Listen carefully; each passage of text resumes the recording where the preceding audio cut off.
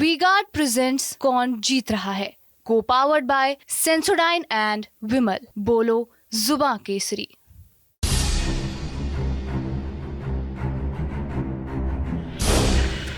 तो लोकसभा चुनाव कवर करते करते हम पहुंच गए हैं एक और हॉट सीट, जौनपुर लोकसभा। चर्चा के कई कारण हैं। चर्चा जिस तरीके से टिकट बंटवारा हुआ यहाँ पर, उसको लेकर भी लगातार बनी रही। धनंजय सिंह जो कि बाहुबली नेता हैं, उनका टिकट मिलना, फिर टिकट उनका कट जाना, ये एक चर्चा का विषय रहा। और फिलहाल हम जौनपुर में एकदम गोमती नदी के किनारे खड़े हुए हैं। बगल में शाही पुल है और इस पुल को क्या बोलते हैं भाई साहब? सद्भावना पुल। और पीछे सामने जो दिख रहा है उस तरफ, वो यहाँ जौनपुर का किला है। और नदी और नज़ारे आप देख ही रहे हैं। समझेंगे लोगों से जौनपुर के कि क्या मुद्दे हैं यहाँ के चुनाव में, लोग किन फैक्टर्स के आधार पर मतदान करने वाले हैं। अगर प्रत्याशियों की बात करें तो यहाँ से बीजेपी ने प्रत्याशी बनाया है कृपाशंकर सिंह को। अगर समाजवादी पार्टी की तरफ से बात करें तो बाबू सिंह कुशवाहा, जो कि मायावती के ज़माने में मंत्री रहा करते थे, उनको बनाया है। और अगर बहुजन समाज पार्टी की बात करें तो श्याम सिंह यादव, जो कि फ़िलहाल में सांसद भी हैं जौनपुर के, उनको एक बार फिर से उतारा गया है। हालांकि टिकट बसपा से पहले श्रीकला रेड्डी को मिला था, जो कि धनंजय सिंह की पत्नी हैं। उनका टिकट कट गया है। तो जौनपुर के लोगों से समझेंगे क्या मुद्दे हैं, क्या माहौल है चुनाव को लेकर। शुरुआत करेंगे, एक वरिष्ठ पत्रकार हैं हमारे साथ, उनसे। क्या नाम है सर आपका? अनिल पांडे। अनिल पांडे जी।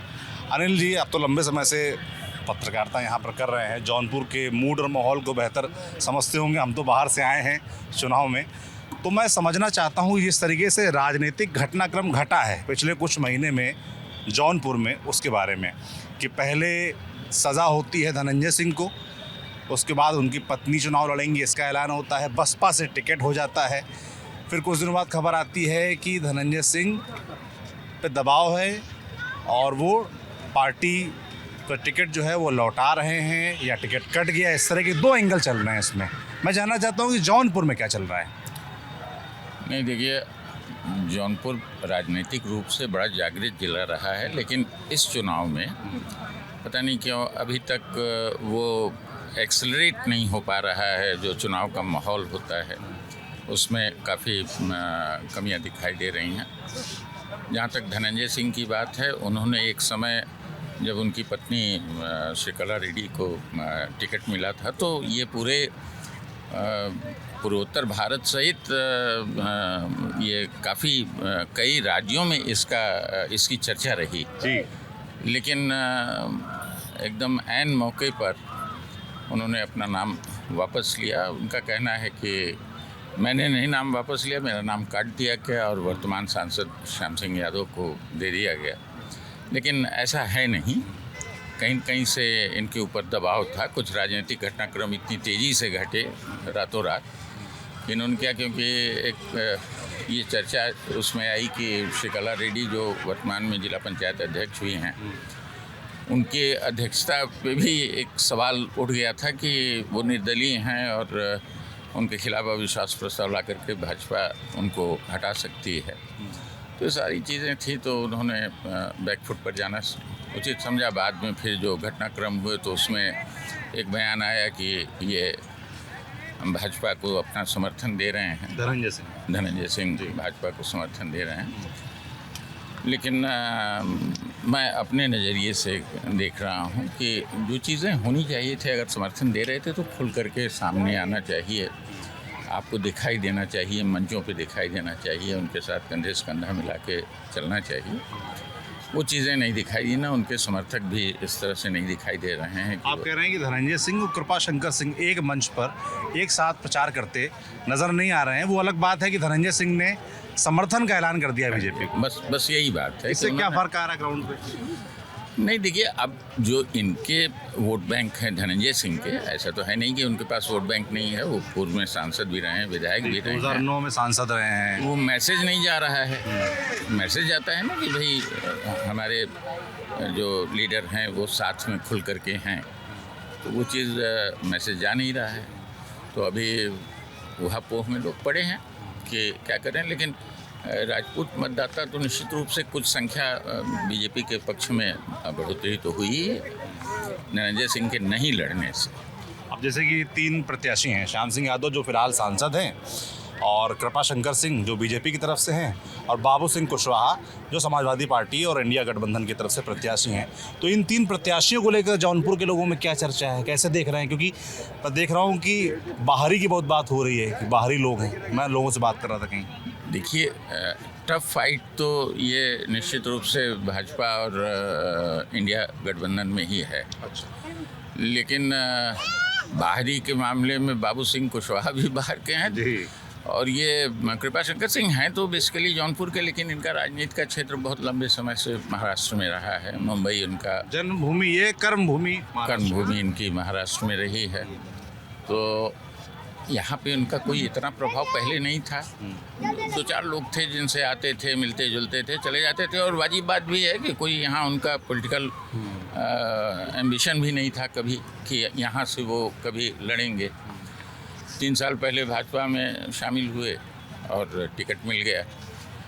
तो जो देखिए, एक चीज़ और भी है कि जो यहाँ के लोग थे जिन्होंने दावेदारी अपनी रखी थी कि हम चुनाव के लिए तैयार हैं, उसमें यहाँ जो समर्पित नेतागण थे, कार्यकर्ता थे, पूर्व IAS भी 2 इसमें मैदान में उतरे हुए थे। तो अभिषेक सिंह बड़ा चर्चा में रहते हैं, आपके ज़िले के DM भी रहे हैं कभी। नहीं, अभिषेक नहीं, DM दिनेश कुमार सिंह थे। दिनेश कुमार सिंह अभिषेक कभी रहे हैं? नहीं, यहाँ नहीं रहे। वो IAS अधिकारी थे। और ये सारी चीज़ें थीं। तो अब इन लोगों को, किसी को उसमें इन लोगों की दावेदारी कहीं से नहीं। यहाँ के जिला अध्यक्ष भी अपना नाम लगाए हुए थे पुष्पराज सिंह के, हम भी टिकट के दावेदार हैं। अब उनकी मजबूरी है कि वो साथ तो देंगे ही, लेकिन कितना देंगे, या और जो लोग हैं जो दावेदार थे, जो जिनके पास वोट बैंक भी है, वो कितना साथ देंगे, अब ये तो उन लोगों के मन की बात है, उसको तो कोई कह नहीं सकता। लेकिन स्थितियाँ बहुत ये हम खुल के नहीं कह सकते हैं कि नहीं उनके पक्ष में जा रही है, या सपा के पक्ष में जा रही है, या बसपा के पक्ष में जा रही है। मतलब आप कह रहे हैं अच्छा कॉन्टेस्ट है? कॉन्टेस्ट समाजवादी पार्टी और भाजपा के बीच में कॉन्टेस्ट, बीच में इंडिया में और भाजपा में है। इंडिया और भाजपा की लड़ाई है। और ऊँट किसी भी तरफ करवट बदल सकता है। अच्छा, बहुत धन्यवाद। अब थोड़ा लोगों से बात करते हैं, समझते हैं कि मुद्दे क्या हैं क्षेत्र के। क्या नाम है सर आपका? जगत नारायण चौरसिया। क्या करते हैं आप? हम बिजनेस करते हैं। बिजनेस करते हैं। रहने वाले हैं जौनपुर के हैं? हाँ। अच्छा, तो जैसे अब चुनाव चल रहा है, तो चुनाव के समय आदमी सोचता है ना, थोड़ा मन में हिसाब किताब चलता है कि किन चीज़ों पर वोट देने वाले हैं, क्या मुद्दे रहेंगे हमारे। तो जौनपुर वालों के क्या मुद्दे हैं चुनाव में? जौनपुर विकास हो, जिससे ये विकास हुआ जो है, एक है ऐसे विकास चाहते हैं। ओके, ये भाजपा का राज में डेवलप हुआ, जो घाट जो बना है जी। तो ऐसे ही बहुत से विकास हुए हैं। तो ऐसा ही चाहते हैं लोग। और क्या चाहते हैं? जैसे आपने बताया कि ये घाट बना है, और आपकी नज़रों में क्या हुआ है और क्या एक्सपेक्टेशंस है, मतलब उम्मीदें क्या हैं? मतलब ये इसी तरह चाहते हैं, तरह तरह का विकास हो। अच्छा, जैसे आपके जो फिलहाल सांसद हैं, उनका नाम पता है? श्याम सिंह यादव। कैसा रहा उनका काम? अब काम क्या दिखा, सांसद कोई नहीं दिखता, चाहे ये चाहे पहले भी। इसके पहले कोई सांसद थे, इससे पहले उनका KP सिंह इतना थे। लंबा क्षेत्र, वो भी नहीं दिखते थे, भी नहीं दिखते, दिखता कोई नहीं। चुनाव के समय सब दिखते हैं, जो वोट लेने के बाद कोई नहीं दिखता, क्योंकि इनका क्षेत्र इतना लंबा होता है कि कोई कहीं पहुंच नहीं पाता। वोट लेने के लिए लोग आ जाते हैं, कोई भी सांसद दिखाई नहीं, इनके पहले भी कोई सांसद नहीं दिखता था। मतलब सांसद लोगों से ये शिकायत है आपकी, हाँ, एक कोई जौनपुर वासी के नाते, कि दिखते नहीं हैं लोग, नहीं हैं? दिखते नहीं। अच्छा, तो अब जैसे चुनाव चल रहा है, 3 प्रत्याशियों मैंने नाम बताया, कृपा शंकर सिंह, बाबू सिंह कुशवाहा और श्याम सिंह यादव जो खुद फिलहाल सांसद हैं। तो क्या सोच रहे हैं लोग यहाँ के? अब सबके अपने अपने पक्ष के वोट है, कैसे क्या होता है, सबकी लड़ाई है। मेन लड़ाई यही दूर की दिखाई दी जो भाई साहब ने बताया। हाँ। लेकिन दिखने में लग रहा है, अंदर क्या है पता नहीं, हम लोग जानते नहीं। सब लोग अपना मत है। धनंजय सिंह फैक्टर, उसको लेकर कुछ सोच रहे हैं आप लोग? क्या नहीं, वो लड़ते तो भी कौन से लड़ाई में न रहते, बस ये कि वोट काटते बस। वोट काटते? किसका हाँ। वोट काटते? अब वही लोग कह रहे हैं छतरी वोट काटते, छत्रियों का। और जीतते न रहते तीसरे पे ही। अच्छा, हाँ, ये श्योर था। रहते तीसरे पे ही। हाँ, लेकिन है नुकसान पहुंचाते लोग, कह रहे हैं भाजपा को पहुंचाते लोग कहते हैं। अच्छा, अब क्या पता किसको पहुंचाते जैसे हैं। मान लीजिए वो नहीं लड़ रहे हैं, तब क्या होगा?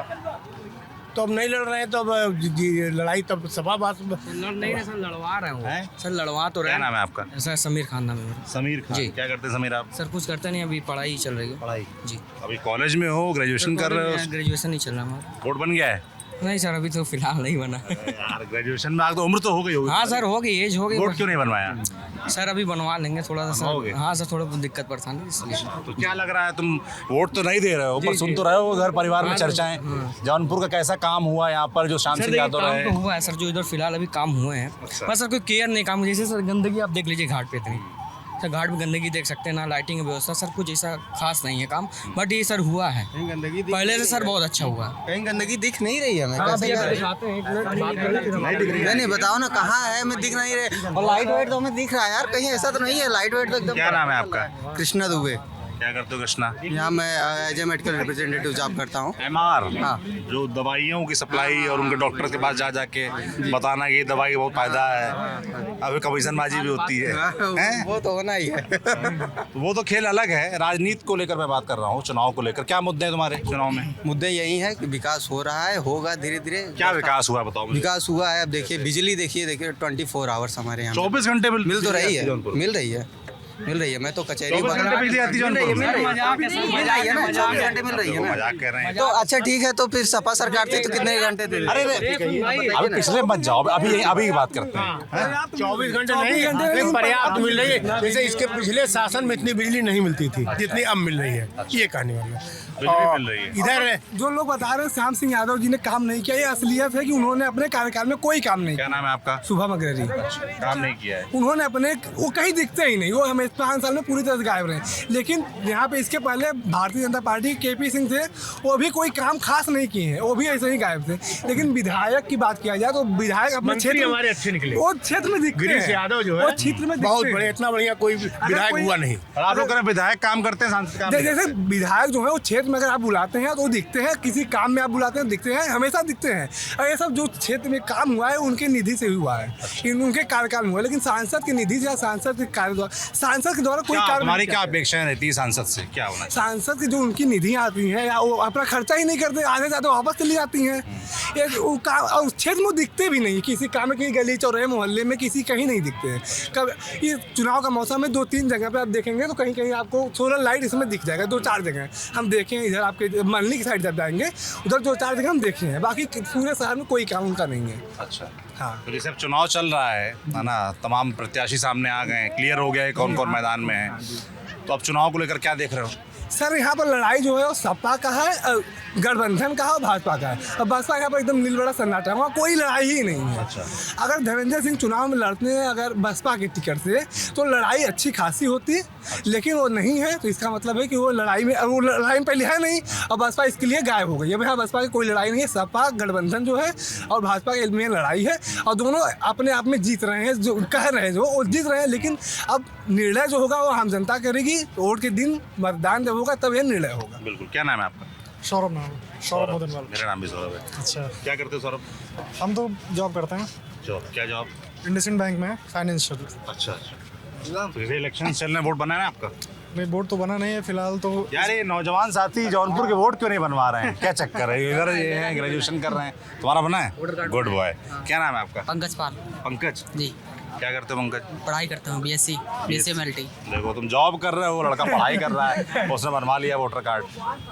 तो क्या मुद्दे हैं आप लोग के इलेक्शंस में? जैसे मान लो तुम्हारा वोट नहीं बना होता तो किन मुद्दों पर वोट देते? कैसा लगता है कि जौनपुर में पिछले 5-10 साल में काम हुआ, कैसा काम एक रहा? तरीके से हम कह लें कि हमारे लिए तो सबसे बढ़िया बीजेपी का ही रहा है, क्योंकि जो भी विकास हुआ है इनके कार्यकाल में, मोदी जी के कार्यकाल में, अभी तक किसी में ऐसा हुआ नहीं है। क्या काम हुआ जैसे बताओ? सबसे बड़ी चीज़ तो देख लीजिए, जो धार्मिक चीज़ें अगर लेके हम चले, सबसे पहले हमारे लिए राम मंदिर बहुत ही महत्वपूर्ण भूमिका थी। तो उस चीज़ों पे हम सबसे पहले इनको प्राथमिकता हमारी यही है कि भाई जब एक ऐसा हिंदू नेता जो हमें मिला है, हमारे योगी जी हैं जो कि हिंदुत्व को लेकर बात करते हैं। 500 साल के सपनों को उन्होंने पूरा किया है। 500 पुराना एक लड़ाई जो थी उसको उन्होंने साकार किया। लोग सपने देख रहे हैं तो उन्होंने साकार किया। ये मतलब राम मंदिर आप लोग के अनुसार यहाँ मुद्दा है, वोट में असर डालता है? बिल्कुल जाएगा भाई, हमारे लिए तो सबसे प्राथमिकता वही चीज़ थी, क्योंकि उन्हीं से तो हमें, हमारा अस्तित्व उन्हीं से है। और विकास का भी मुद्दा है यहाँ पर। और नौजवानों क्या मुद्दे हैं? क्या नाम है आपका? जी, पंकज है। पाल, पंकज पाल। जी जी। क्या क्या उम्मीदें, क्या अपेक्षाएं हैं? अपेक्षाएं सब अच्छा है, लेकिन पहले से जो पिछली सरकार थी उससे अच्छा योगी जी कर रहे हैं। अच्छा। और ऐसा कुछ पहले उतनी अच्छा सुरक्षा नहीं थी, जैसे आज बहुत ज़्यादा सुरक्षा है। मेरा घर प्रतापगढ़ ज़िले में है। अच्छा। वहाँ बहुत ज़्यादा मतलब रहने वाले वोटर कहाँ के हो? वोटर पट्टी तहसील से। अच्छा, जौनपुर के वोटर नहीं हो? वो जौनपुर के यहाँ क्या कर रहे हो? सिर्फ पढ़ाई करते हैं यहाँ। अच्छा, पढ़ाई कहाँ हाँ। पे, किस कॉलेज में? यहाँ देव हेल्थ एलाइड इंस्टीट्यूट में। अच्छा, जी, Dev health allied institute. Allied institute. जी जी, सरकारी है प्राइवेट? प्राइवेट है। सरकारी कॉलेज में एडमिशन क्यों नहीं लिया? सरकारी यहाँ पढ़ाई लिखाई की, एजुकेशन की क्या क्या व्यवस्था है जौनपुर में? मतलब बच्चा अगर 12th पास करता है तो उसके बाद ग्रेजुएशन करने कहाँ जाता है? कौन कौन से किस किस तरह कॉलेज हैं? मेडिकल कॉलेज, इंजीनियरिंग कॉलेज या हायर स्टडीज़ जो होती हैं उसको लेकर क्या व्यवस्था है? मेडिकल कॉलेज एक है जो समाजवादी पार्टी की सरकार में आया था, लेकिन उसको धीरे धीरे धीरे धीरे रेखाते मतलब टाइम लगाते अब थोड़ा आधे अधूरे पे एडमिशन शुरू हो गया है। अब बड़े कॉलेज में देखा जाए तो हमारे पास टीडी कॉलेज है, वो 100 साल पूरा कर लिया है। यहाँ पर हमारे यहाँ राज कॉलेज है, लेकिन राज कॉलेज में फैसिलिटीज़ नहीं है, टीडी कॉलेज में फैसिलिटीज़ है। और प्राइवेट कॉलेज का लिया जाए तो अगर शहर में लेंगे तो हमारे यहाँ मोहम्मद हसन कॉलेज है, वहाँ फैसिलिटी प्रॉपर है। और गवर्नमेंट में यही है हमारा टीडी कॉलेज, उसके अच्छा। और उसके बाद कोई बढ़िया कॉलेज अच्छे लेवल पे नहीं है। और एजुकेशन को लेकर जो यहाँ पर फैसिलिटीज इशू है, फैसिलिटी यहाँ पर नहीं है, वो नहीं है। वो नहीं है, बहुत इशू है यहाँ पर फैसिलिटी को लेकर। क्या कहते हो? एक तरीके से हम कह सकते हैं एजुकेशन के मामले में थोड़ा सा यहाँ वीक है। बाकी विकास की बात अगर करेंगे तो हमारे लिए उस बहुत है अभी। क्या विकास के मायने क्या है तुम्हारे लिए? जैसे तुम कह रहे हो कि विकास के एजुकेशन मायने देखिए, विकास के की मायने फैसिलिटी मतलब- नहीं आप कह रहे हो, फिर आप करो विकास हमारे लिए पर्याप्त है, तो मायने क्या मैं समझना चाहता हूँ, कैसे पर्याप्त आपको लग रहा है? पर्याप्त इसलिए कि भाई जो फैसिलिटी हमें इस सरकार में मिल जा रही है वो नहीं मिल पाती थी किसी और सरकार में। जैसे अभी आप देख लीजिए कि जो आवास योजना इनका निकला था, इसमें लगभग 30 से 35% जो है मुस्लिम समुदाय और मध्यम वर्गीय लोगों को इसका बेनिफिट मिला, लाभ मिला है। वृद्धा पेंशन वाला चला तो उसमें भी सबको बेनिफिट मिला है। और हमारे कुछ मित्र यार हैं, उनको भी आवास योजना का बेनिफिट और लाभ मिला है। तो इस मामले में हम कह सकते हैं जो इन्होंने निकाली थी कुछ स्कीमें, उसका बेनिफिट हमारे रिलेटिव, हमारे कर्जन लोगों को मिला हुआ है। तो इस चीज़ से हम सहमत है कि भाई यहाँ जो बंदा जब हमारे रिलेटिव को मिल सकता है तो भाई समझ लीजिए हमें भी मिल गया एक तरीके से। क्योंकि हम मोदी सरकार का एक चीज़ और अच्छा चीज़ है, यहाँ पर राशन जो मिल रहा है और आवास बहुत बेहतरीन काम हुआ। जनपद जौनपुर की अगर बात किया जाए तो बहुत बेहतरीन काम हुआ। अगर हमारे वार्ड नंबर 2 ईसापुर की बात कर लिया जाए, हमारा मोहल्ला आराधी कुर्ची खानी आता है साकर मंडी में। अगर उस गली में 100 घर है तो आप 60 घर आवास योजना में पास हुआ है, मैं प्रूफ के साथ दिखा सकता हूँ। अच्छा। इतना प्रॉपर काम हुआ, मतलब उसमें कोई बुराई नहीं है, कोई संदेह नहीं, बहुत बढ़िया काम हुआ आवास और राशन में। जरूरत इसको है, सबको मिला है। जो जरूरतमंद है उसको मिला है। और जौनपुर कौन कौन रहने वाले लोग हैं? आप जौनपुर से हैं, क्या नाम है सर आपका? संजय श्रीवास्तव, क्या करते हैं संजय जी आप? गवर्नमेंट एम्प्लॉई है। अच्छा, क्या मुद्दे हैं आपके हिसाब से इलेक्शंस में? देखिए, राजनीतिक मुद्दों पे तो हम बात नहीं कर पाएंगे। मतलब शहर दो एक पॉइंट वोटर पे- के लिहाज से मैं जानना चाहता हूँ। 2 पॉइंट पे बात करना चाहेंगे कि देखिए, हमारे देश में जल्दी क्रांतियाँ नहीं हुई हैं। 1857 की क्रांति हुई है, 1942 का भारत छोड़ो आंदोलन हुआ है, आज़ादी के बाद हरित क्रांति हुई है। लेकिन आदरणीय प्रधानमंत्री जी के कारण एक और क्रांति हुई है, शौचालय क्रांति, जो स्वच्छ भारत मिशन के अंतर्गत स्वच्छता में बदलाव आए, लोगों की सोच में बदलाव आया। इतने बड़े चेंजेस लोगों ने सोचा नहीं था कि लोगों में की सोच में बदलाव होगा और लोगों की स्वच्छता के प्रति जागरूकता इतनी ज़्यादा बढ़ेगी। आज हर घर में शौचालय है, लोग स्वच्छता अपना रहे हैं। ये हमारे आदरणीय प्रधानमंत्री जी का बहुत अभूतपूर्व आपका घर कहाँ पे है? क्रांतिकारी कदम है। यही है, पास में, शहर में ही। आपने ग्रामीण इलाकों में जाके देखा है कि सबको शौचालय बिल्कुल मिला है? बिल्कुल बिल्कुल लोगों की सोच बदली है, इसके लिए मैं उनको धन्यवाद देना चाहता हूँ। लेकिन एक बात मैं आदरणीय प्रधानमंत्री जी से आपके प्रतिष्ठित चैनल के माध्यम से कहना चाहता हूँ कि आदरणीय प्रधानमंत्री जी का एक नारा है, सबका साथ सबका विकास। तो सरकारी कर्मचारी भी उसी के एक अंग हैं और ओल्ड पेंशन स्कीम जो बुढ़ापे का सहारा है वो हमको मिलना चाहिए। अगर जवाहरलाल नेहरू जी की गलती धारा 370 हटाई जा सकती है तो आदरणीय अटल बिहारी वाजपेयी जी की गलती जो है एनपीएस को भी हटाया जा सकता है और ओपीएस लाया जा सकता है। तो चुनाव में ये मुद्दा है सरकारी कर्मचारियों का? बिल्कुल बिल्कुल सरकारी कर्मचारियों का एक मुद्दा है और हम आदरणीय प्रधानमंत्री जी से आपके चैनल के माध्यम से अनुरोध करना चाहते हैं कि पूरे कोविड पीरियड में सरकारी कर्मचारियों ने कंधे से सरकार के कंधे से कंधा मिलाकर 8 घंटे के बजाय 14 घंटे काम किया है और देश को इस महामारी से मुक्ति दिलाने की दिशा में अभूतपूर्व मैं प्रयास जानना किया चाहता हूँ, जैसे आपने बताया मुद्दा बताया ओपीएस वाला, एनपीएस वाला, तो ये इसका असर क्या वोट पे पड़ेगा, इलेक्शंस पे पड़ेगा? बिल्कुल पड़ेगा और हमें पूरी उम्मीद है और कि इसको लेकर किसी से कोई आश्वासन, कोई प्रॉमिस जो इनके मैनिफेस्टोज आए हैं अलग अलग देखिए इलेक्टोरल अभी तक पार्टीज के, देखे हैं किसी भी पार्टी के मैनिफेस्टो में नहीं है, लेकिन हमें सरकारी उम्मीद कर्मचारी क्या सोच रहा है? सरकारी कर्मचारी की उम्मीद है कि आपकी हमारी बातें आदरणीय प्रधानमंत्री जी तक नहीं पहुंच रही है और आपके चैनल के माध्यम से आज बोलना पड़ा कि जो है उनके तक ये बातें पहुँचे और जैसा कि उन्होंने कहा है कि सबका साथ सबका विकास, तो निश्चित रूप से जो है एनपीएस की जो समस्या है, जो उसमें विसंगतियां हैं, उसको दूर करेंगे और ओपीएस ले आएंगे। क्या नाम है आपका सर? संजय श्रीवास्तव, क्या करते हैं संजय जी? रियल एस्टेट का बिजनेस है। रियल एस्टेट का, प्रॉपर्टी वगैरह, घर बनाते बेचते हैं, कैसा है? ज़मीनें बेचते हैं? ज़मीनें बेचते हैं, मकान बनवाते कैसा चल रहा है काम धाम? हैं, बढ़िया चल रहा है। ज़मीन के रेट्स बढ़े हैं जौनपुर में? बिल्कुल, ज़मीन का रेट तो हमेशा हर पूरे प्रदेश से ज़्यादा जौनपुर का रेट हाई है। क्यों, ऐसा क्यों है? अब रीज़न है पॉपुलेशन बढ़ी हुई है, ज़मीनें कम है। अच्छा, अब इलेक्शन में क्या माहौल दिख रहा है? क्या मुद्दे क्या हैं इलेक्शंस में? इलेक्शन के मुद्दे देखिए, जो यंग बॉडीज़ हैं, जो नवयुवक हैं, लड़के पढ़ने वाले हैं, उनके लिए तो बेरोज़गारी का मुद्दा बहुत बड़ा है जी।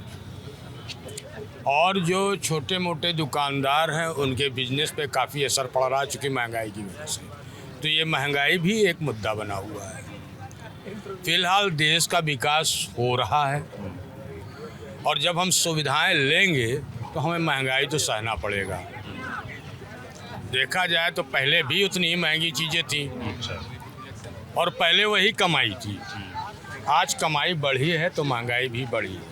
अच्छा, आप कह रहे हैं कमाई बढ़ गई है? कमाई बढ़ी है तो जहाँ पहले 200 रुपये मजदूर 150 रुपये लेता था, तो वहाँ 15 रुपये किलो जो है दाल बिकती थी और आज 700 रुपये ले रहा है। तो अगर 150 बिक रहा है तो कौन सा बुरा है? तो कमाई बढ़ी तो महंगाई का उतना असर नहीं है।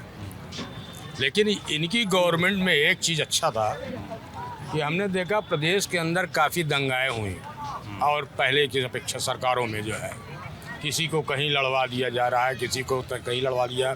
अपने मेन मुद्दों से लोग भटक जाते थे और आज इस गवर्नमेंट में कहीं भी दंगा नहीं हो रहा, खासतौर हमारे उत्तर प्रदेश में। आप कह रहे हैं लॉ एंड ऑर्डर ठीक है? लॉ एंड ऑर्डर ठीक है। अच्छा।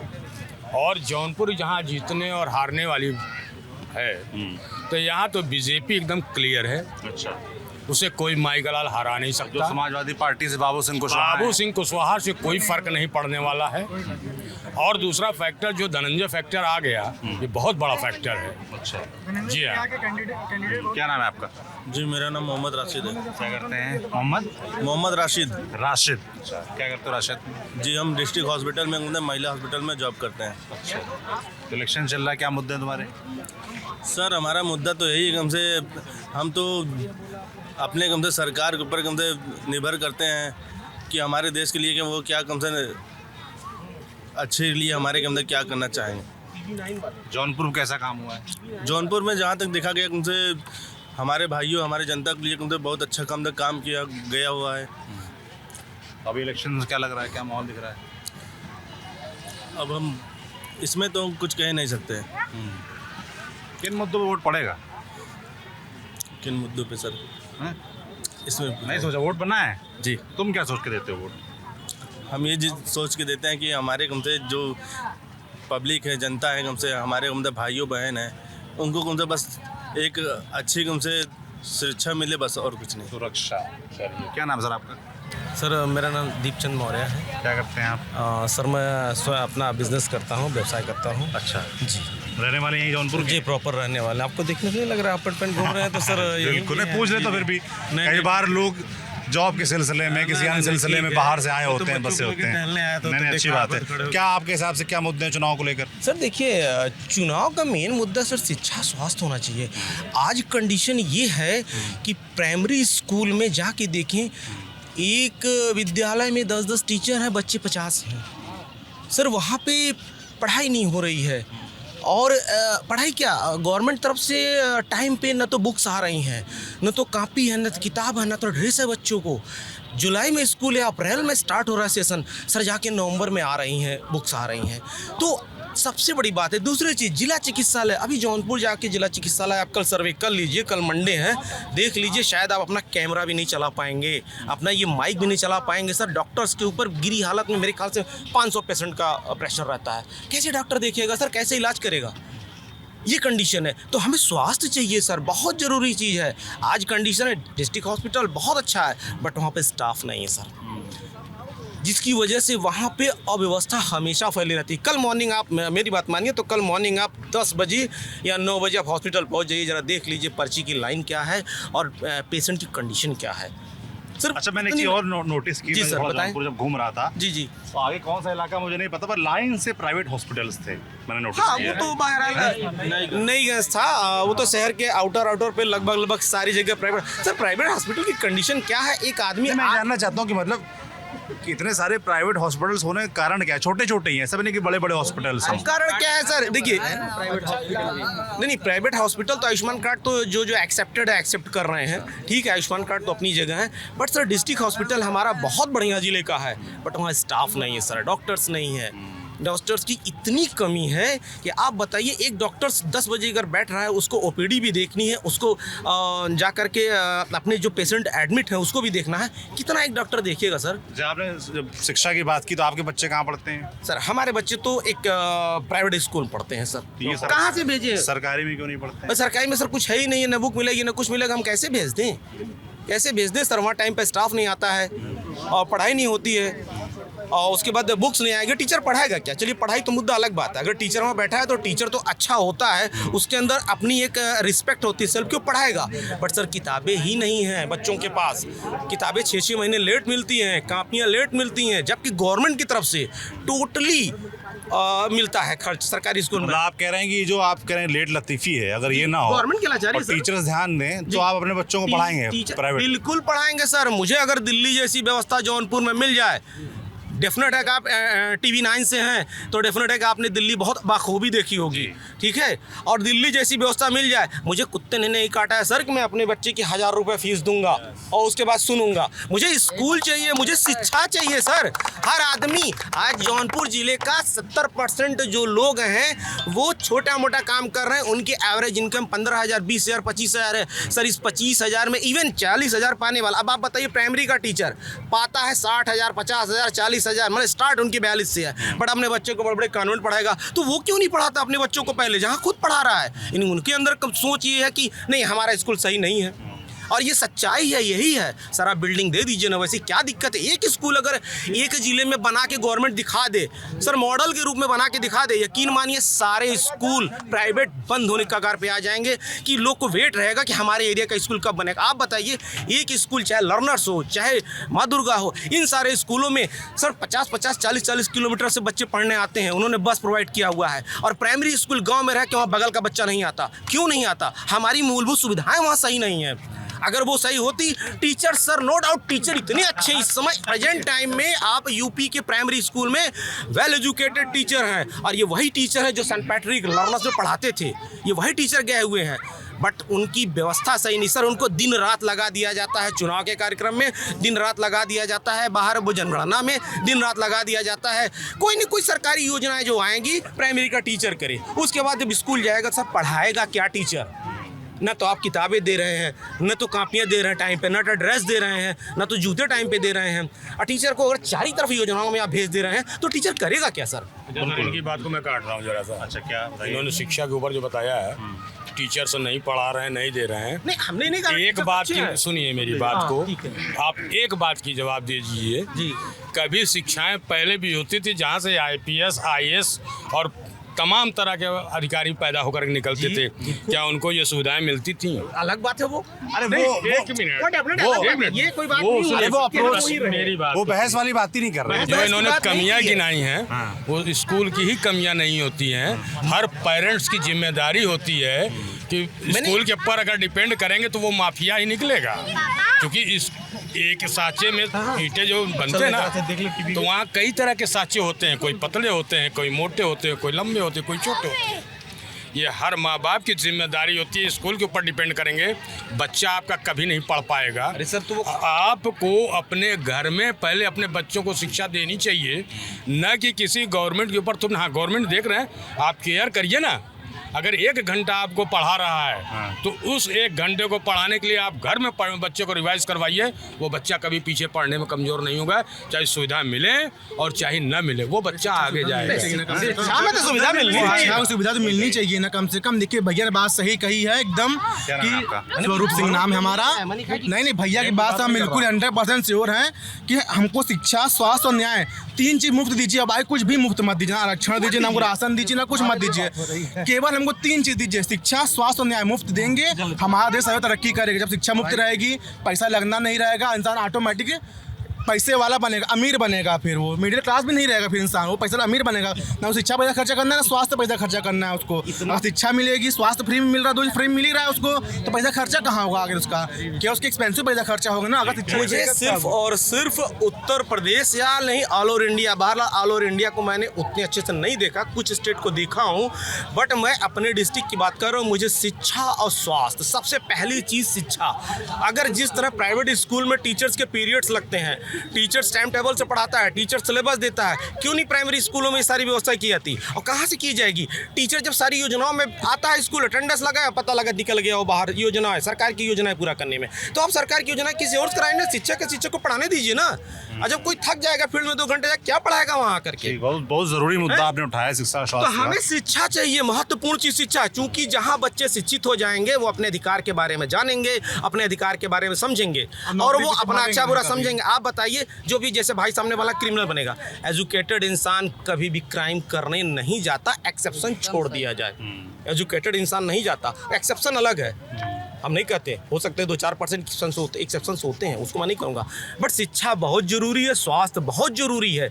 ये दोनों चीज़ सुधार दें, जो भी गवर्नमेंट आए, अगर ये 2 चीज़ सुधार दे तो देख लीजिए, फिर वो गवर्नमेंट स्टेबल रहेगी, हमेशा रहेगी। आज बच्चों की कंडीशन है कि उनके ड्रेस फटे हुए हैं। आज हमारे बच्चे प्राइवेट में जरा सा जूता अगर पॉलिश ना हो, देखिए वहाँ पे बाहर खड़ा कर दिया जाता है, पेरेंट्स को नोटिस हो जाती है, फ़ोन चला जाता है। क्यों नहीं प्राइमरी स्कूल में ये होता? क्यों नहीं होता भाई? वहाँ तो एक पैसे नहीं लग रहे हैं, ड्रेस मिल रहे हैं, जूता मिल रहे हैं, कपड़ा मिल रहे हैं, मोजा मिल रहे हैं, सारी चीज़ मिल रहे हैं, मिड डे मील भी मिल रहा है, पर टाइम से नहीं मिल रहा है। लेकिन नहीं, टाइम से भी है, स्कूल में सब बनता है, सही है। हमारा मुद्दा है कि टीचर्स को फैसिलिटी दी जाए ना, टाइम पे किताबें दी जाए ना। टीचर्स हमने पहले भी बताया, मैंने कि टीचर्स वेल एजुकेटेड हैं। प्रेजेंट टाइम में उत्तर प्रदेश सरकार के पास इतने वेल एजुकेटेड टीचर हैं, बट वो परेशान हैं। ठीक है, क्या नाम है आपका? Sir Mukul Kumar. Thank you sir. क्या करते हैं मुकुल? सर मेरा M.Com हो गया है, M.Com फाइनल ईयर सर। अच्छा, क्या मुद्दे हैं नौजवानों के? सर नौजवानों का मुद्दा सबसे बड़ी रहेगा शिक्षा, बेरोजगारी और स्वास्थ्य को लेकर यहाँ का। हाँ, जौनपुर शिक्षा को लेकर जैसे उन्होंने बताया। जी जी। रोजगार माने क्या होता है? रोजगार माने सर, चाहे छोटा रहे चाहे बड़ा, मुझे मिलना चाहिए ताकि हम लोग वहाँ पर अपना जीवन यापन कर सके। आज के ऐसा इस समय जो प्रेजेंट टाइम चल रहा है श्रीमान जी, कि एक दिन का मतलब इतना बेरोजगारी है कि लोगों को रोजगार नहीं मिल रहा है कि कहाँ से जाकर अपना रोजी रोटी चलाएं। जैसे बहुत लोग ये कहते हैं कि भाई, कि रोजगार माने लड़के जो मिलते हैं, जी जी, वो सरकारी रोजगार की बात करते हैं। नहीं, सरकारी आपके हिसाब से क्या रोजगार सिर्फ सरकारी, प्राइवेट की सरकार अगर व्यवस्थाओं की बात की जाए यहाँ पर, तो जौनपुर में क्या व्यवस्थाएं हैं? सर अब देख लीजिए, जौनपुर में कोई ऐसा प्राइवेट सेक्टर नहीं है जहाँ पे युवा जाकर अपना जॉब कर सकते हैं, ऐसा कुछ भी नहीं है जौनपुर में। और रही बात सरकारी ही नहीं, रोजगार प्राइवेट भी होना चाहिए, जिससे युवा का जीवन यापन हो जाए। अब यहाँ पे सर ना कोई सेक्टर जैसे कि प्राइवेट भी हो जहाँ पे हम लोग जाकर अपना जीवन यापन कर सके, 10-20-25 हज़ार की नौकरी के लिए लोगों को बाहर प्लान ही करना पड़ता है। तो सबसे बड़ी मुद्दा तो सर बेरोजगारी होगी, उसके बाद शिक्षा और स्वास्थ्य यहाँ का जी। और ये रही बात राशन वगैरह की सर, तो ये देखिए हमें शिक्षा मिल जाएगा ना तो हम लोग राशन ले लेंगे। 500 रुपये का राशन बहुत ज़्यादा, 1 महीने के लिए हम लोग इतना समझ लिए दुर्भाग्य हम लोगों का कि 1 महीना हम लोग वेट करते हैं कि राशन मिलने वाला है, और 7 किलो 5 किलो 10 किलो 12 किलो जो भी राशन मिलता होगा सर, तो उसके लिए सोचिए आप ही 15 दिन 20 दिन बहुत ज़्यादा चलता होगा, तो उससे क्या परिवार यापन कर लेगा? एक गरीब परिवार मिडिल क्लास तो नहीं कर पाएगा सर। तो इसलिए हमें तो बेरोज़गारी सबसे बड़ी मुद्दा है, और शिक्षा और स्वास्थ्य। शिक्षा दीजिए आप सर, बाकी तो हम लोग राशन तो ले लेंगे। क्या नाम है सर आपका? विजय कुमार। विजय जी, शाम को चाय नहीं पी लग रहा है आपने, इतना आराम से बोल रहे हैं, बहुत ताकत से बोलिए। क्या करते हैं? व्यवसाय है। व्यवसाय है। रहने वाले यहीं के हैं, जौनपुर के। क्या चल रहा चुनाव में, क्या मुद्दे हैं? क्या मुद्दा है, क्या सब सही चल रहा है, एकदम सही चल रहा है एकदम से। चुनाव में कौन जीत रहा है इस बार? अब देखिए, जीत हार तो ऊपर वाले के हाथ में है। ऊपर वाले के हाथ में नहीं है, नीचे वालों के हाथ में है। आप लोगों को तय आज करना है। देखने में तो लग रहा है बीजेपी निकाल जाएगी। अच्छा, क्या किया बीजेपी ने जौनपुर के लिए? कुछ, अरे ये सब जहाँ खड़े हैं यहाँ कोई खड़ा नहीं हो पाता था। अच्छा, ये यहाँ पे एक आदमी नहीं आ सकता था, यहाँ पे आप गाड़ी लेके आ जा रहे हैं, इतना फर्स्ट क्लास बैठ सकते हैं। ये सब सामने देखिए इतना बढ़िया बन गया है। ये सब जगह को सब लैट्रिन लोग करते थे। ये क्या नाम है आपका? मेरा नाम हरीश चंद यादव है। अच्छा, क्या करते हो हरीश? मैं पढ़ाई कर रहा हूँ सर।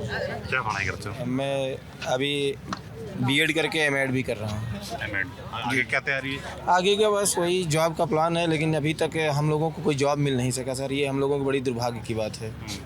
अभी इन्होंने कहा कि ये जो है या इससे कुछ होने वाला नहीं है सर।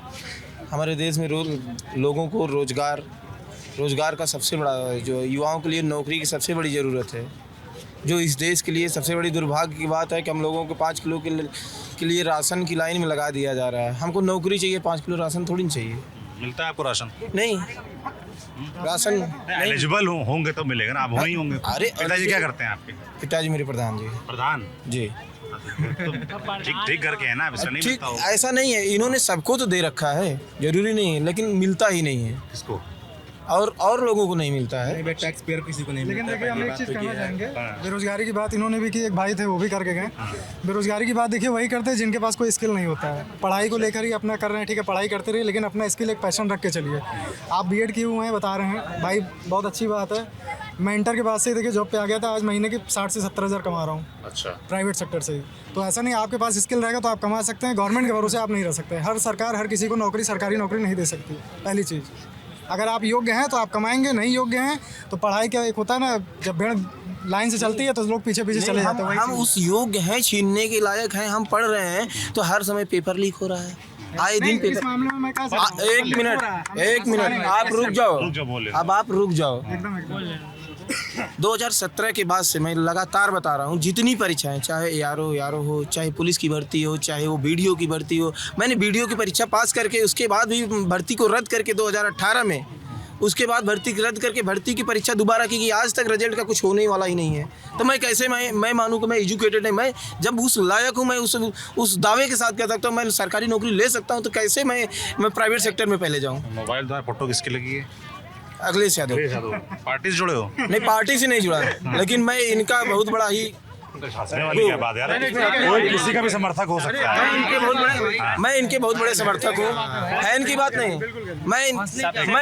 मैं इनके बड़े समर्थक हूँ। आज ये 2 बच्चे हैं जी, कौन जीतेगा? कांग्रेस। कौन जीतेगा? अब बच्चे थोड़े ना वोट देंगे। मैं ये बताओ, वोट तो आप लोग देंगे जो 18+ हैं। ये मैंने क्या बोला? सिखाया कांग्रेस बोलना, ठीक है। आज सबसे बड़ी समस्या क्या है पता है? आज जिले में, उत्तर प्रदेश में शिक्षकों, मैं एक शिक्षक हूँ, इंटर कॉलेज का लेक्चरर हूँ, बीआरपी इंटर कॉलेज में। सर आज 1993 से लेकर सन 2000 तक शिक्षक लगातार पढ़ा रहे थे। शायद आप लोगों को पता भी होगा, शिक्षक पढ़ा रहे थे। आज 9 नवंबर को एक अचानक से एक नोटिस आती है कि तदर्थ शिक्षकों को अब घर भेज दिया जाए, तदर्थ शिक्षकों को घर भेज दिया जाए। तो सर वो कहाँ जाएंगे? आज जो 93 से 95, 98 से पढ़ा रहा है उसकी एज होगी 55 साल सर। 55 साल की उम्र में हमारे यहाँ 2 शिक्षक रिटायर भी हो गए इसी साल। वो शिक्षक कहाँ जाएंगे? वो रिक्शा चलाएंगे? जो शिक्षक पढ़ाता है, जो शिक्षक बच्चों को, यहाँ पे कितने लोग होंगे जो सरकारी स्कूल में पढ़ते हैं? लगभग कोई नहीं होगा, पढ़ते होंगे, ठीक है। लेकिन आज हम लोग की समस्या क्या है कि हमारे शिक्षक, हमारे वो रिलेटिव हैं, हमारे साथ थे, हम उनके साथ पढ़ाते थे, आज वो घर पे बैठे हैं। क्या उसके लिए कोई बात हो? किन शिक्षकों की बात कर रहे हैं? ये तदर्थ शिक्षक एडाक पे होते हैं, एडाक वाली बेस की बात, उनको हटा दिया गया है। धारा 18A के तहत पहले मैनेजमेंट को हक रहता था कि तदर्थ शिक्षकों को नियुक्ति मैनेजमेंट करता था, अखिलेश जी ने ये कहा था कि उन लोगों को परमानेंट कर दिया गया है 2001 के पहले, लेकिन 2001 के बाद जिस स्कूलों में जगह खाली थी तो कुछ सदस्य शिक्षकों को रखा गया था, वहाँ पे कुछ शिक्षकों को रख दिया गया था। उसके बाद उसका पेपर कराया गया था, वो लोग जो क्वालिफाइड थे वो हुए ठीक सर। लेकिन जो 93 से पढ़ा रहा है शिक्षक, जिनको अखिलेश जी ने आश्वासन दिया था और कहा था कि ये सब परमानेंट हो गए हैं 2001 के पहले, आज वो शिक्षक घर पे बैठे हैं 8 महीने से बिना वेतन के। आप लोगों ने शिकायत की किसी से, नेता से? यहाँ पे हर जगह सुप्रीम हाई कोर्ट में आप पढ़िए, पिटीशन मैं आपको दे रहा हूँ अभी व्हाट्सएप पे, आप पिटीशन पढ़िए। हाई कोर्ट ने कहा है कि 3 महीने के अंदर इनका सैलरी दी जाए, उनकी सैलरी नहीं मिल रही है उनको। मतलब सत्ता इतना उनका वो दबाव कर रही है, उनको सैलरी हाई कोर्ट के परमिशन पे भी नहीं दे रही है। वो लोग सुप्रीम कोर्ट गए, कल 17 तारीख को डेट लगी थी, सुप्रीम कोर्ट में डेट हुआ कि भाई इनका दिया जाए, लेकिन सरकारी वकील ने ये कहा कि डेट को 17 जुलाई को दी जाए, लेकिन वो शिक्षक अब कहाँ जाए। अब चुनाव में जानना चाहता हूँ अंत में आपसे जौनपुर वालों से, एक बात मैं रही बात यहाँ 2012 या जो भी अखिलेश की सरकार रही उसमें मेरे यहाँ जौनपुर में मेडिकल कॉलेज दिया गया, जो आज भी पूरी तरीके से चलन में नहीं है। ओपीडी नहीं चल रही, वहाँ मशीनें नहीं हैं। कोरोना काल के समय में लोग भटके मरे, लेकिन वहाँ पे अभी तक कोई सुविधा नहीं हो पाई। भाजपा की दोबारा सरकार आई तब भी आज भी पूरी तरीके से वो स्वचालित नहीं हो पाई। जो आम गरीब जनमानस तड़प मतलब दर भटक रहे हैं कि मतलब मुझे इलाज हो पाए, उनको बाहर ही की जांच लीजिए, अरे बाहर जाएं दवा ले लें, ये कैसा है, ये क्या हो रहा है। मान लीजिए ठीक है नौकरी, इन्होंने कहा कि आप प्राइवेट सेक्टर में आदमी तब तक मेहनत करता है जब तक उसके दम में मतलब रहता है कि हम इस हक को अपना छीन लेंगे सरकारी के लिए। बाकी तो बात की बात है, हम कुछ भी कर लेंगे, हम बेरोजगार हैं तो हम दुकान भी चला लेंगे, हम बाहर भी चले जाएंगे, हम कुछ भी कर लेंगे। एक एज के लिमिट के हिसाब से हम अपनी नौकरी का हकदार हैं। इनके कहने से नहीं कि आज हम प्राइवेट सेक्टर में 60,000 आप कमा रहे हो, अच्छी बात है, लेकिन मुझे जो करना है मैं पहले अपने जो लड़ाई जो मैंने पढ़ाई की है उसके प्रति मैं लड़ूंगा जब तक मेरा उस एज है। उसके बाद तो सब कुछ करने के लिए तैयार हैं, बहुत सारे सेक्टर हैं, काम करेंगे। तो जैसे आपने पेपर लीक की बात की, सब मुद्दे हैं युवाओं के बीच यहाँ पर। देखिए इस बार जो है पीडीए गठबंधन की सरकार भी बनने जा रही है। मेरे यहाँ दोनों सीट अच्छा बाबू सिंह कुशवाहा, मणिप्रिया सरोज जी भी जीतने जा रहे हैं। अच्छा, कृपा शंकर सिंह नहीं, उनको हार जाएंगे। कृपा शंकर सिंह एकदम 100% हार जाएंगे। वो जो धनंजय सिंह उन्होंने समर्थन कर दिया। देखिए समर्थन करना और वोट दिलवाना, खुद पे लड़ना और खुद को वोट दिलवा देना, ये बहुत बड़ी बात होती है। आप मेरी बात को समझिए, मैं अगर खुद का चुनाव लड़ रहा था तो मेरे प्रति समर्थन जो है वो अलग बात है, और किसी को कह को वोट दिलवा देना, मैं आपका समर्थक हूँ बट मेरा आप नहीं लड़ा, मैं मेरा जो दिल कहेगा मैं वो कर दूंगा, आप देखने नहीं जाओगे। ऐसा क्या नाम है आपका? हर्ष सिंह। क्या करते हो हर्ष? IT job. क्या लग रहा है चुनाव में, जैसे भैया ने कहा? हाँ मतलब कैसा चुनाव चल रहा है मतलब जौनपुर में? नौजवानों के बीच सिंह को ही था, लेकिन अब तो देना, जैसे उन्होंने कह दिया है कि वो बीजेपी का समर्थन कर रहे हैं, तो हम वोट ही नहीं देंगे। वोट ही नहीं दोगे? देख लीजिए। अच्छा सामने की बात है सर। तो कृपा शंकर सिंह जैसे हैं सामने, और इधर बाबू सिंह कुशवाहा हैं समाजवादी पार्टी से, और श्याम सिंह यादव है बसपा से। तो इन 3 प्रत्याशियों को समझ में नहीं आ रहा। तो धनंजय सिंह में ऐसा क्या खास है जो इन लोगों में नहीं है, तो वोट नहीं दोगे? बताइए। नहीं मतलब हमेशा से उन्हीं को, जब से वोट बने हैं तब से दे रहे हैं। तो अब अच्छा किसको दे रहे हो भाई? जब से इन्होंने धनंजय से लड़े भाई, मल्ली लड़े विधानसभा में। वो 2012 से लगातार चुनाव हार रहे हैं, ठीक है। उन्होंने एक प्रयास जारी किया कि हमें किसी पार्टी का समर्थन मिल जाएगा तो मैं चुनाव जीत जाऊंगा, और राइट फैक्टर रहा कि वो चुनाव जीत ही जाते, लेकिन बट वो अब जो उनका दबदबा रहा जो भी रहा, लेकिन वो दबाव में जो है अपना सारा चीज़ व्यर्थ कर दिए हैं। रही बात वो एक नेता हो जाना अलग बात है, किसी को वोट दिलवा देना अलग बात है, दोनों बहुत डिफरेंट चीज़ें हैं। क्या नाम दोस्त? नमन सिंह। नमन, क्या करते हो नमन? इंटर पास अभी हुए हैं, अभी प्रमोट हुए कॉलेज। वोट बना दोबारा? हाँ बन गया। तुम यार ठीक आदमी हो। तो अच्छा मुद्दे वोट देने वाले हो इस बार? अब बीजेपी पे। अरे यार मुद्दा पूछ रहे तो पार्टी बता दी।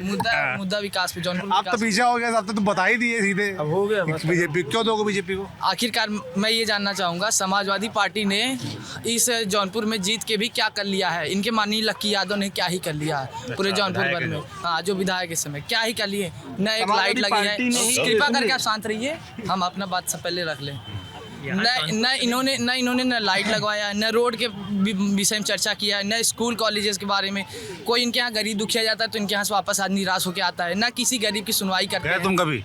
हाँ, मेरे यहाँ के यादव लोग गए हैं, उनको वो खुद बताते हैं। अभी रिसेंटली मैं 20 दिन पहले की बात बता रहा हूँ, मैं आपको खड़ा कर सकता हूँ उनको।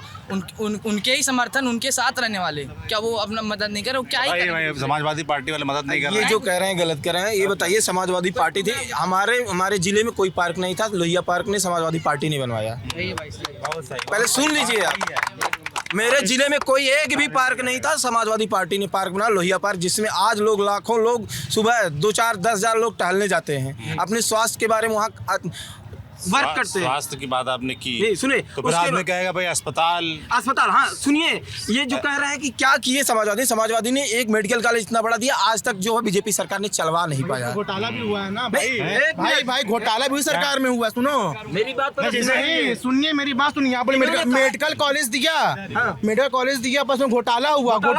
बीजेपी सरकार घोटाला नहीं हुआ है, मेरा घोटाला हुआ। रुको तो, जैसे वो कह रहे हैं कि उनकी सरकार में शुरू हुआ प्रोजेक्ट, हम कह रहे चलो तुम्हारी बात मान ली, घोटाला हुआ, तो अभी चालू क्यों नहीं हुआ है दूसरा टर्म? भाई जब घोटाले का पूरा, जब जांच बैठी, जांच निकल नहीं पाई उसकी, तो कहाँ से होगा वो आगे? तो भैया तो कोई जांच नहीं निकल पाई।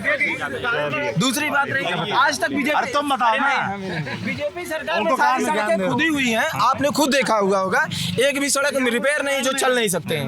निर्माण में है, प्रगति पर है, निर्माण में है। उसको आप अंडर कंस्ट्रक्शन बोलेंगे ना? ये है जौनपुर की जनता, और उन्होंने अपने मुद्दे रखे। चुनाव को लेकर वो क्या सोच रहे हैं, किन मुद्दों पर वोट देने वाले हैं, और लोगों से अन्य जगह पर जाके बात करने का प्रयास करेंगे। आप देखते रहिए हमारी यात्रा कौन जीत रहा है। शुक्रिया। वी-गार्ड प्रेजेंट्स कौन जीत रहा है, को पावर्ड बाय सेंसोडाइन एंड विमल। बोलो जुबां केसरी।